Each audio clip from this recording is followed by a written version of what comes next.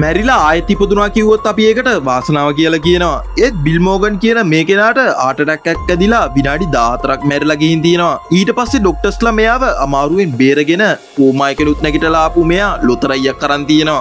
ඒකෙන් මෙයාට කාර් එකක් ඇදිලා තියෙනවා. ඊට පස්සේ මේ සිද්ධිය නිවුස් එකේ දාන්න ආපු නිවුස් channel එක කිව්වා අනේ ආයෙත් එක පාරක් කූරලා පෙන්නන්නකෝ වීඩියෝ එකට දාන්න කියලා තියෙනවා. ඊට පස්සේ මෙයත් කැමරාව ඉස්සරහා තවත් ටිකට්ටයක් කූරලා කෝටි 8ක් දීලා තියෙනවා. සාමාන්‍යයෙන් පරමාණු බෝම්බයකින් බේරුණොත් ඒක වාසනාව කියලා කියනවා. ඒත් මේ කෙනා පරමාණු බෝම්බ දෙකකින්ම බේරලා තියෙනවා. 1945 දී මේ කෙනා හිරෝෂිමා වලට වැඩට ගිහින් තියෙනවා. එදා හිරෝෂිමා වලට පරමාණු බෝම්බයක් ගහලා තියෙනවා. මෙයා ඒකෙන් බේරිලා ඊළඟ දවසේම මෙයාගේ ගෙදර ගිහින් තියෙනවා. මෙයාගේ ගෙදර තිබුණේ නාගසාකි වල.